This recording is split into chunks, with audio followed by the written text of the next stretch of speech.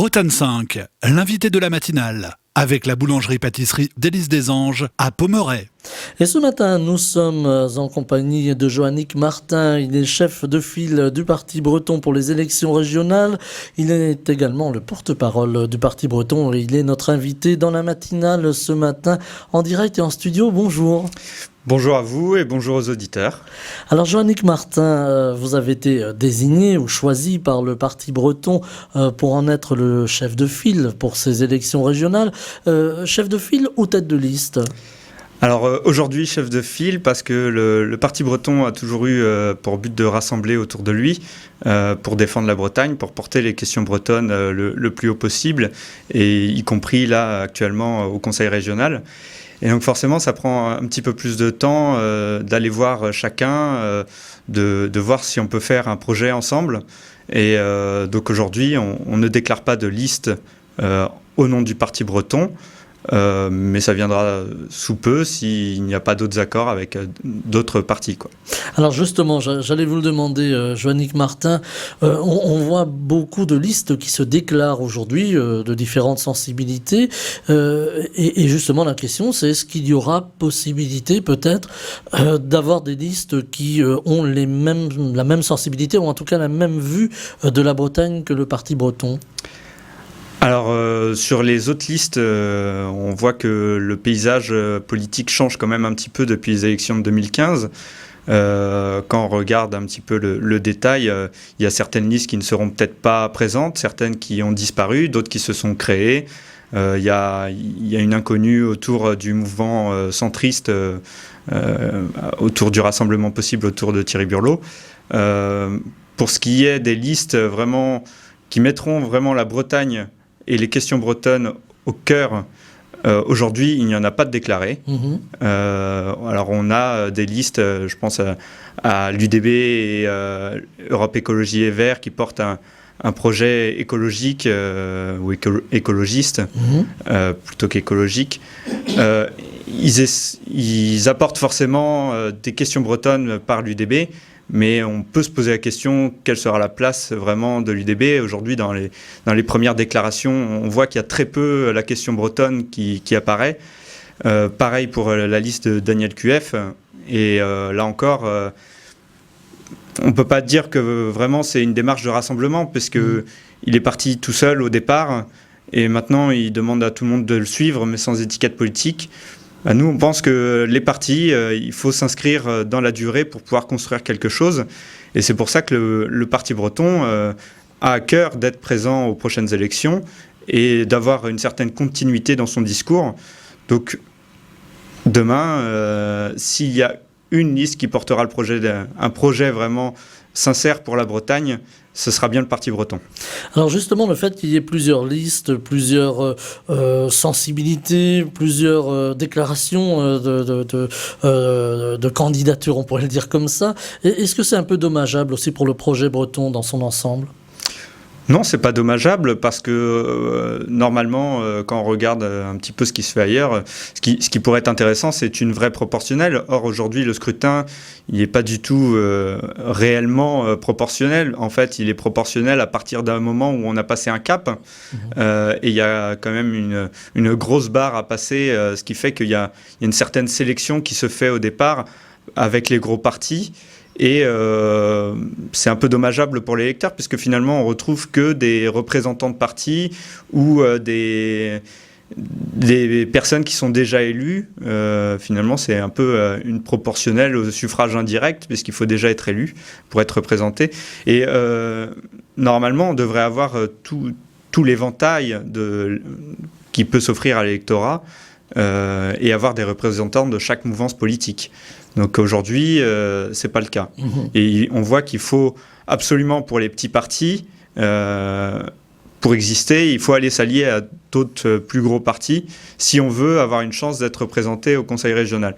Nous sommes prêts au Parti breton à en tout cas porter nos idées et à refuser justement d'avoir le mirage d'une place au Conseil régional pour porter nos idées. Nous y sommes prêts, ça ne veut pas dire que nous allons le faire.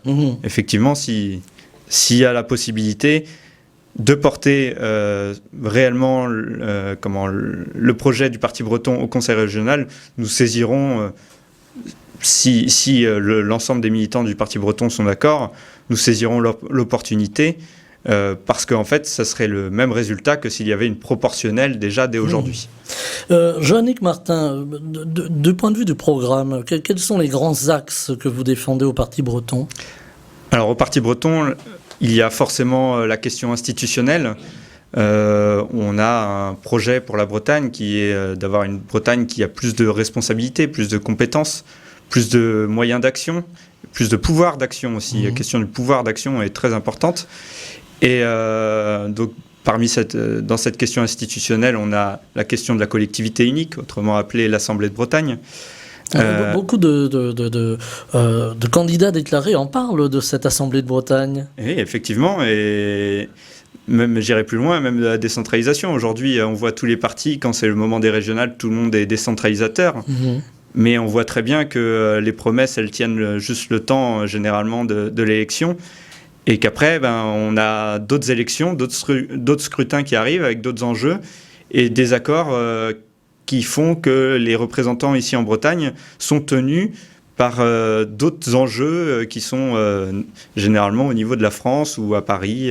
Voilà, comment faire le grand écart entre la région et une idée de décentralisation et Paris et un pouvoir plutôt central. Donc si je peux revenir sur les autres thèmes que nous allons porter, donc effectivement il y a la question de l'Assemblée unique de Bretagne et forcément, dans la question institutionnelle, la réunification, on aura peut-être l'occasion d'y revenir tout à l'heure, mais c'est vraiment un point important pour avoir plus de moyens d'action et puis pour réparer un peu l'histoire aussi, mais ce n'est pas qu'une question historique, j'espère qu'on aura l'occasion d'y revenir plus tard.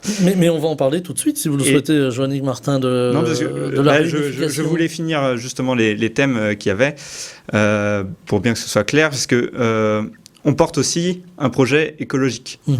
La question de l'écologie, aujourd'hui, elle est incontournable et il faut l'aborder. Et c'est pas le monopole, justement, de Europe Écologie Les Verts. Tout le monde doit se l'approprier et il y a différentes portes pour y entrer.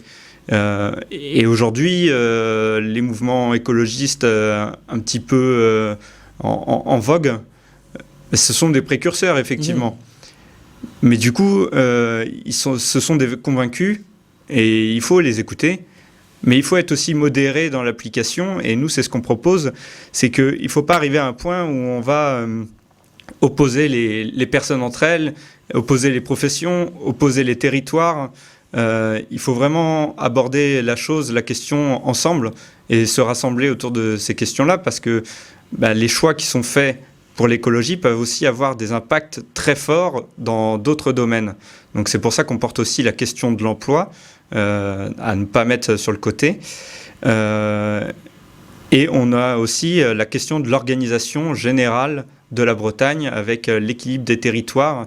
Il faut être vigilant aujourd'hui aux choix qui sont faits aussi et surtout aux mécanismes qui sont en cours, notamment aussi avec la crise du coronavirus. On voit qu'il y a la spéculation immobilière qui entre en compte. Enfin, il y a toutes ces problématiques-là. Et s'il n'y a pas une Bretagne qui impulse assez et qui est assez vigilante, eh bien on va se retrouver avec de nouvelles problématiques qui vont apparaître pour les années à venir. Alors, on va revenir à la réunification, Joannick Martin, et au territoire. On parlait de l'Assemblée de Bretagne à l'instant. Disparition des départements, donc, dans le fait ? C'est un projet que le Parti breton mène depuis un certain nombre d'années maintenant. C'est une position qui est assez claire. Le département, aujourd'hui, il n'a plus que trois grosses compétences. Donc la gestion des collèges, le réseau routier et ferroviaire et portuaire, enfin, tout ce qui est déplacement, et la question sur l'aide sociale. Et l'aide sociale, aujourd'hui, c'est qu'une simple redistribution, c'est pas des orientations politiques. Donc on voit bien qu'entre le collège et le lycée, il peut y avoir des passerelles qui doivent être faites, même quand on pense au parcours scolaire. C'est difficile aujourd'hui de dissocier le collège et le lycée. Et puis ce qu'on peut faire pour le lycée, on peut le faire pour le collège. Pour le transport, c'est pareil. Là, la Bretagne, elle aurait tout intérêt à se saisir de la question et de pouvoir organiser ça de façon globale. Et pour l'aide sociale, peut-être que c'est un organisme au niveau de l'État qui devrait prendre en compte ça, ou au niveau des collectivités. On parle de décentralisation, ça peut être aussi de la décentralisation au cœur même de la Bretagne. Et donc le département, aujourd'hui, est-ce qu'il a une réelle utilité? Et je ne suis pas sûr, et j'en suis même convaincu. En plus, quand on voit, vous aviez Thierry Benoît l'autre jour en invité, je pense qu'on a des positions qui se rapprochent assez facilement, notamment sur la représentativité. On a un certain nombre d'élus. Ça me paraît tout à fait cohérent d'avoir moins d'élus et d'avoir justement, pour revenir, une proportionnelle qui permettrait d'avoir toutes les sensibilités représentées dans un parlement ou une assemblée de Bretagne. Alors l'Assemblée de Bretagne, une nouvelle vision du territoire et le territoire, la réunification, on y vient enfin à cette réunification de la Bretagne tant attendue. Et là, on a le sentiment, on va dire depuis un an et demi, quand même que beaucoup de choses bougent. Oui, mais depuis le temps qu'elle bouge, il serait le temps qu'elle bouge vraiment. Parce que j'ai pris la précaution de dire depuis un an et demi. Je rappelle quand même que la Bretagne, elle est spoliée d'un cinquième de son territoire et de près d'un quart de sa population. Et quand on annonce ces chiffres-là, ça fait réfléchir. C'est des moyens supplémentaires, c'est de l'humain en plus, c'est des volontés politiques qui pourraient être converger et puis mener la Bretagne un peu plus haut. Alors ça bouge, mais nous, ce qu'on pense au Parti breton, c'est que c'est un nouveau parcours du combattant. On parle de référendum en ce moment. Alors on parle de référendum. Nous sommes positionnés, nous avions dit que nous étions contre le référendum. Alors le référendum, en l'état actuel, à cette situation en ce moment, pourquoi ? Ça pourrait paraître bizarre que nous soyons contre le référendum alors que nous nous déclarons démocrates, nous portons la démocratie au cœur. Tout simplement parce que ce référendum, s'il était organisé, aujourd'hui ce n'est pas possible, donc il faudra déjà aller glaner la possibilité de l'organiser, et il faudra aller où la glaner ? Il faudra aller la chercher à Paris. Or, nous, le seul référendum que nous pourrions accepter, c'est un référendum organisé par les Bretons, pour les Bretons, à destination de la Loire-Atlantique. On est convaincu que ce ne sera pas le cas. Pourquoi ? Parce que ça va être l'ouverture d'une vraie boîte de Pandore, où chaque parti politique, et ça a déjà commencé, ira de sa petite position, ira de son rapport de force pour pouvoir organiser un référendum sur l'ensemble des 9 départements qui, selon eux, pourraient être concernés. Donc nous, on va aller plus vite, parce que depuis le temps que le sujet est à l'ordre du jour, il faudrait qu'on y aille. Et on a bien vu là qu'avec la crise, il y a des réponses concrètes à apporter dès maintenant. Moi, je pose une question toute simple. Où est-ce qu'ils étaient, les défenseurs de la démocratie, en 2014, quand il y avait les immenses manifestations auxquelles j'avais participé, notamment quand j'étais à Nantes à ce moment-là? On ne les a pas vus. Et où est-ce qu'ils étaient aussi, les défenseurs de la démocratie, lors du droit d'option, où 105 000 signatures ont été récoltées en Loire-Atlantique, c'est-à-dire 10% du corps électoral? Le droit d'option, ces 105 000 signatures, elles sont restées lettres mortes. Donc, pour moi, la France, elle a loupé le coche de la démocratie. Elle doit maintenant acter. Et il est temps qu'on entende les Bretons. Les sondages sont au beau fixe. La représentation au conseil municipal de Nantes, elle y est. Le conseil régional de Bretagne, il se déclare pour. Tout le monde se déclare pour. Et bien, dans ce cas-là, faisons-le. Et il y a une loi qui est en train de s'ouvrir avec la loi 4D. Eh bien, si le redécoupage n'est pas à l'ordre du jour, le redécoupage des régions, eh bien, il faut que nous fassions pression aujourd'hui pour le remettre à l'ordre du jour et qu'on rouvre ce grand chapitre du redécoupage des régions qui n'a pas été abouti en 2014. Ça a été un manque, ça a été un loupé et la Bretagne en pâtit aujourd'hui. Jean-Marc Ayrault, alors Premier ministre, avait un petit peu freiné des cas de fer pour que la réunification ne se fasse pas. Oui, et puis ce qu'on constate, nous, au Parti breton, c'est que dans les conseils municipaux ou dans les autres collectivités qui se prononcent, eh bien, c'est en quelque sorte un tour de passe-passe, parce qu'aujourd'hui, les élus n'ont plus à se prononcer sur la réunification, ils se prononcent sur le référendum. Donc finalement, ils se défaussent un petit peu, ils s'esquivent à leurs responsabilités, et c'est très dommageable pour les années qui vont venir après, parce que quand ils seront élus, ils diront non, je ne me suis jamais prononcé pour la réunification, je n'ai pas d'engagement à tenir. Est-ce qu'on a loupé le coche justement lorsque ces grandes régions sont nées, de réunir la Bretagne, de réunifier la Bretagne, puisque on l'a vu, ça s'est fait avec la Normandie par exemple, qui s'est retrouvée réunifiée. Pourquoi il y a une forme de malédiction sur notre région ? Je me rappelle... Malédiction politique, j'entends. Je me rappelle, il y a quelques années, il n'y a pas si longtemps que ça, mais au tournant des années 2017, moi je me disais que la Bretagne, elle était en retard sur les autres régions européennes, la Catalogne, l'Écosse, le Pays de Galles. Aujourd'hui, je me dis que la Bretagne a commencé à être en retard au niveau de la France. Et ça, c'est plus grave. Quand on voit un petit peu ce que fait l'Alsace, la communauté européenne, quand on voit ce que fait la Corse, le statut particulier. Il y a des choses qui se mettent en place, la communauté autonome aussi du Pays Basque. Alors, tout le monde fait de l'expérimentation en France, mais la Bretagne, elle est encore à l'arrêt et elle est encore en train d'attendre. Je pense que ce qui manque, c'est d'une volonté politique aujourd'hui en Bretagne. Et on voit que le PS... le PS à Rennes est opposé à la réunification et à l'idée de Bretagne. Le PS à Nantes, il est plutôt opposé, même s'il a été tenu par ses engagements pour se faire élire. Et donc il le fait un petit peu, mais en rongeant son frein. Finalement, le PS au Conseil régional, avec Loïc Général-Girard, ils font un petit peu de bretonisation, mais vraiment de façon très molle. Et c'est pas ça qu'il nous faut pour la Bretagne. Là, il va falloir aller maintenant chercher les compétences, le pouvoir, et il va falloir mettre en place un vrai dialogue avec l'État, aller obtenir via des rapports de force plus de moyens, plus de pouvoir. Est-ce que justement, ça me ramène un petit peu à la question du début, Joannick Martin, le fait qu'il y ait le Parti breton d'un côté, l'UDB de l'autre, différentes formations politiques, qui finalement poursuivent un but assez proche. Est-ce qu'il n'y a pas un moment où il va falloir y aller tous ensemble ? Non, alors je pense que on ne suit pas forcément les mêmes buts.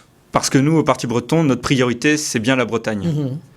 C'est peut-être la différence avec l'UDB, qui est bien sûr un partenaire avec qui on pourrait travailler, mais qui choisit aujourd'hui de faire soit de la gauche, soit du mouvement écologiste, sa priorité, et d'y mettre la Bretagne, mais finalement en second. Nous on met vraiment la Bretagne au cœur de notre action et de notre projet. Donc, défendre ces valeurs de la Bretagne, alors ces valeurs, on ne va pas pouvoir toutes les détailler parce que le temps passe très vite, mais les élections vont nous donner l'occasion de nous revoir et de revoir tous les candidats ici à Bretagne 5. Justement, ces valeurs, si on devait en mettre une en priorité, donc la Bretagne évidemment, mais quelle serait-elle ? Je pense que c'est la solidarité, vraiment penser à tout le monde, tous les Bretons. Il ne doit pas y avoir... un Breton qui se sent délaissé et un Breton ou une Bretonne, tous les territoires doivent être traités de la même façon. Quand je pense à la santé, par exemple, on ne peut pas se dire aujourd'hui, tiens, je vais dans un territoire, je serai éloigné d'une structure de santé, ou alors je vais être vacciné en dernier parce que ça va être les grandes villes en premier. Non, il faut que aujourd'hui la Bretagne elle représente quelque chose de référence forte qui rassure, qui protège et où si j'habite dans le centre-Bretagne ou à Rennes, je sois traité de la même façon par la région Bretagne. Voilà, donc une équité sur les territoires, finalement. Voilà. Un dernier mot sur l'Europe, on l'a un petit peu abordé avec les autres régions européennes. Vous avez cité, entre autres, l'Écosse. On voit aujourd'hui, avec le Brexit, par exemple, que ces régions on montre un peu les dents. On dit, voilà, nous, on veut faire partie de l'Europe, on veut plus faire partie de la Grande-Bretagne. Est-ce que vous craignez pas que, peut-être, aujourd'hui, avec la centralisation, on a peur que des régions comme la Bretagne ou la Corse fassent un peu pareil, disant, voilà, nous, on préfère être européens plus que français? Alors, le problème, c'est d'aborder ça sous l'aspect vraiment conflictuel. Moi, ce que je constate, en tout cas en Grande-Bretagne, c'est que c'est d'abord un dialogue. Et c'est un dialogue qui a été manqué par l'Union européenne avec la Grande-Bretagne. Donc aujourd'hui, si on porte un petit peu le jugement sur les régions en Grande-Bretagne, c'est dommage, parce que si on avait plus discuté entre nous, l'Europe avec la Grande-Bretagne, on serait peut-être pas à ce résultat-là. Donc je pense que la solution, c'est peut-être aussi d'engager d'autres dialogues avec le Pays de Galles, avec l'Écosse, avec l'Angleterre, avec l'Irlande. Tous les sujets, la pêche, etc., ça passera que par le dialogue avec ces régions-là. Eh bien, c'est là-dessus que nous allons nous quitter. Joannick Martin, je rappelle que vous êtes donc chef de file du Parti breton pour les élections régionales. Vous en êtes aussi le porte-parole et vous étiez l'invité de Bretagne 5 matin en direct dans nos studios. Je vous en remercie. Je vous souhaite une très belle journée. Bonne journée à vous aussi. Au revoir. Bretagne 5 matin, Stéphane Hamon.